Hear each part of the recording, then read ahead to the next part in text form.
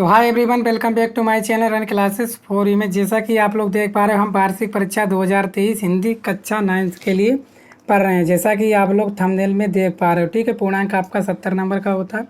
तो आज हम महत्वपूर्ण बहुविकल्पीय प्रश्न करने वाले हैं जो आपके एग्जाम में अक्सर पूछे जाते हैं, ठीक है।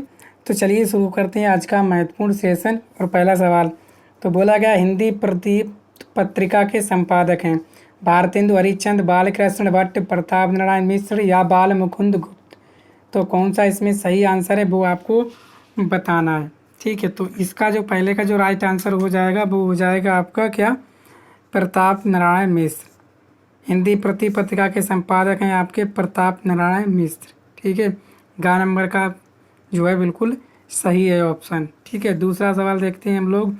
बोला गया है कि बात निबंध के लेखक हैं हजारी प्रसाद द्विवेदी, प्रेमचंद, हरिकृष्ण प्रेमी, राम कुमार वर्मा। तो बात निबंध के लेखक कौन है, तो ये आपको बताना है, ठीक है। तो आप सभी जानते हो कि जो बात निबंध के लेखक हैं वो हैं आपके राम कुमार वर्मा। कौन है आपके, राम कुमार वर्मा। ऑप्शन नंबर घ बिल्कुल सही है। आप लोग इन प्रश्नों को तैयार कर लीजिएगा, ठीक है। आपके पेपर में पूछे जाते हैं, ठीक है।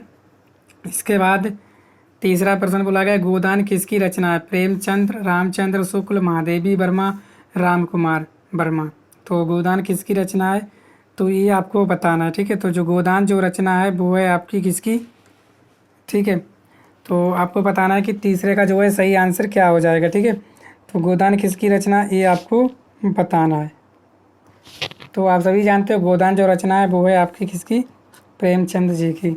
इसके बाद सवाल नंबर जो है प्रश्न 4, गुनाहों के देवता के रचनाकार हैं धर्मवीर भारती, विष्णु प्रभाकर, कन्हैयालाल मिश्र प्रभाकर, हजारी प्रसाद द्विवेदी। तो गुनाहों के देवता के रचनाकार कौन है, तो आप सभी जानते हो उसके हैं आपके धर्मवीर भारती, ठीक है।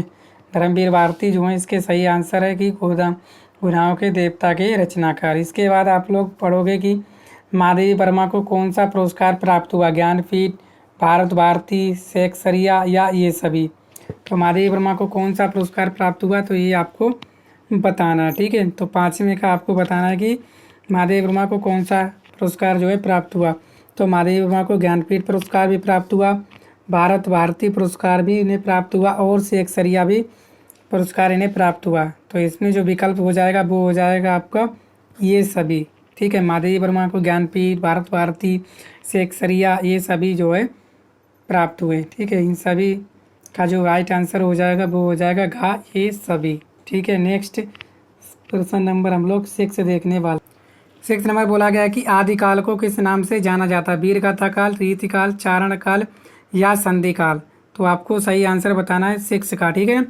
तो आप सभी जानते हो जो आदिकाल को किस नाम से जानते हैं हम लोग, रीतिकाल के नाम से भी जानते हैं आदिकाल को, ठीक है।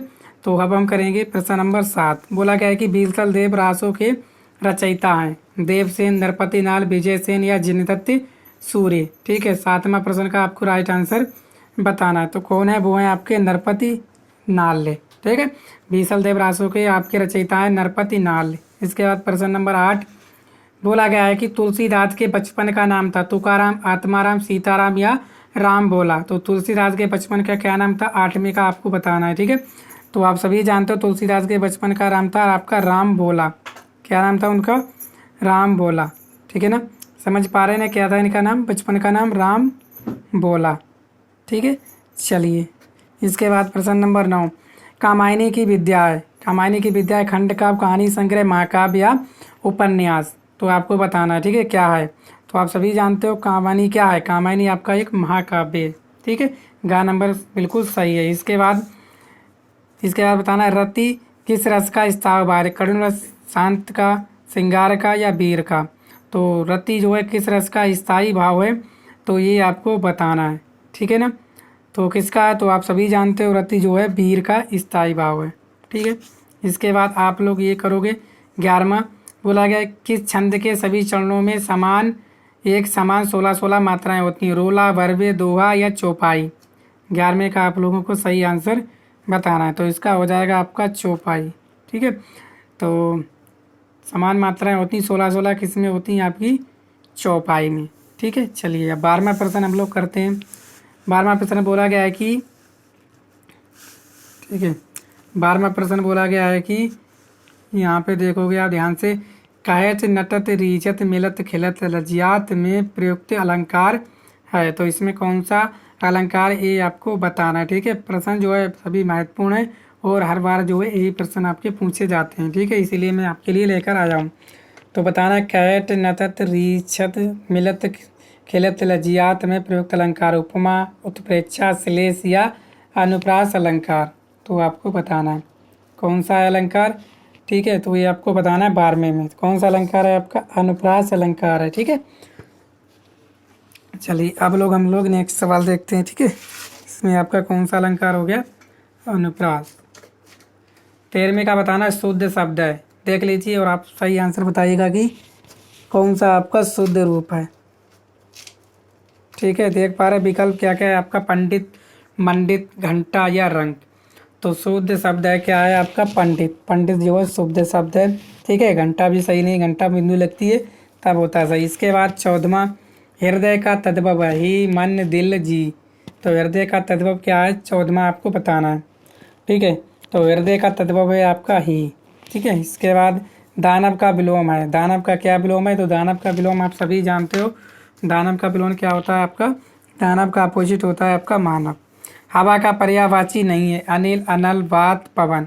तो क्या नहीं है आपका हवा का पर्यायवाची, 16वें का आपको सही आंसर बताना है। क्या नहीं है आपका, अनल। अनल जो है सो हवा का पर्यायवाची नहीं है। इसके बाद गंगा के समीप का समास होगा, गंगा तट, गंगा तीर, उपगंग या अधिगंग। तो 17वें का सही आंसर क्या हो जाएगा आपका, उपगंग। ठीक है, क्या हो जाएगा आपका, उपगंग। इसके बाद नेक्स्ट प्रश्न नंबर हम लोग 18वां देखेंगे। तो 18वां बोला गया है कि राजश्री का सद्य विच्छेद होगा, राजश्री का सद्य विच्छेद क्या होगा। तो आपको इन चारों विकल्पों में से छांट कर बताना है 18वें का। तो क्या होगा, वो होगा आपका राजा ऋषि। ठीक है, राजा ऋषि, ये सही हो जाएगा। इसके बाद रामायण में विभक्ति और वचन है, रामायण में विभक्ति और वचन है, बताना है आपको। द्वितीय विभक्ति द्विवचन, तृतीय विभक्ति एक वचन, चतुर्थ विभक्ति बहुवचन, सप्तमी विभक्ति एक वचन। तो 19वें का आप लोग सही आंसर बताइएगा कौन सी है। तो रामायण में तृतीय विभक्ति है और एक वचन है। ठीक है, सही आंसर हो गया। इसके बाद आपका करोति किस धातु लकार और वचन का रूप है, करोति किस धातु लकार और वचन का रूप है। गम धातु लोट लकार एक वचन, बहु धातु लट लकार बहुवचन, क्रिया धातु लट लकार एक वचन, क्रिया धातु बदे लट लकार द्विवचन। ठीक है, तो 20वें का क्या सही हो जाएगा ये आपको बताना है। ठीक है, 20वें का आपका सही आंसर बताओ। ठीक है, तो क्या हो जाएगा आपका, क्रिया धातु लट लकार एक वचन।